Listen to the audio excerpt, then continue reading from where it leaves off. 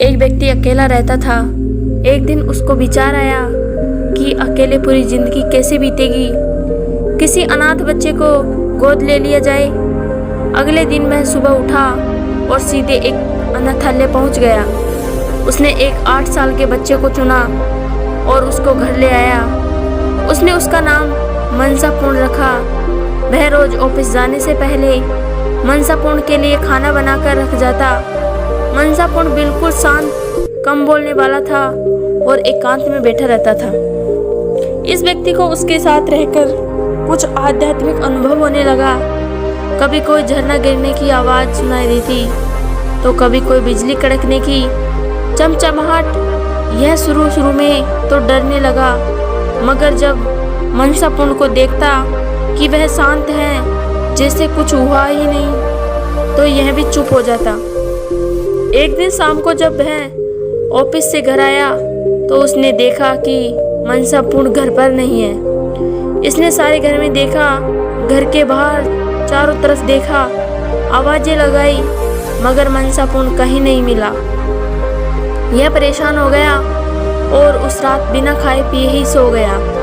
अगले दिन ऑफिस चला गया, मगर वहाँ मन नहीं लगा।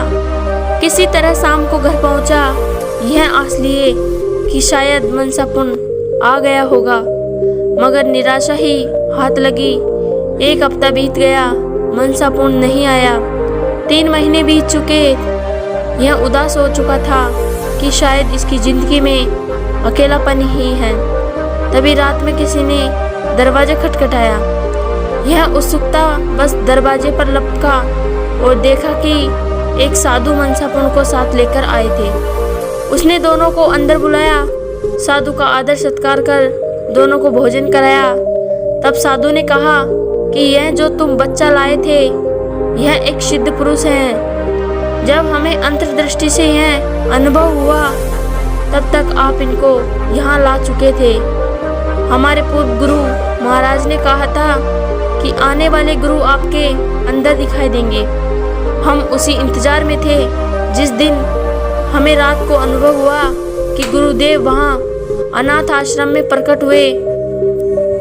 हम वहाँ गए तो पता लगा कि उनको यहाँ ले आए हैं। साधु ने उस व्यक्ति को कहा कि तुम अगर चाहो तो इन्हें गुरु रूप में स्वीकार कर सकते हो। मैं इनको इनके आश्रम दिखाने ले गया था। तुम चाहो तो हमारे साथ भी चल सकते हो। तब उस व्यक्ति को उस बच्चे के साथ बीते कुछ दिन याद आए और वह आवाजें और प्रकाश के झोंके याद आने लगे। उसको अपनी प्रसन्नता और बिना किसी कारण के आनंद का अनुभव याद आया था और दुख भी याद आने लगा। और जैसे ही उसने मनसापूर्ण की तरफ देखा, उसे अपार ऊर्जा का अनुभव होने लगा जो उसके मस्तक पर चमक रही थी। उसने तुरंत मनसापूर्ण को गुरु रूप में स्वीकार कर लिया और उसके चरण छुए, दीक्षा ली और फिर वह तीनों आश्रम के लिए चल पड़े। जिंदगी में कब बदलाव आ जाए कोई नहीं जानता। अपनी जिंदगी को साफ सुथरा रखना चाहिए। किसी भी समय आपके ऊपर किसी बुद्ध पुरुष की कृपा हो सकती है और पूरा जीवन बदल जाता है।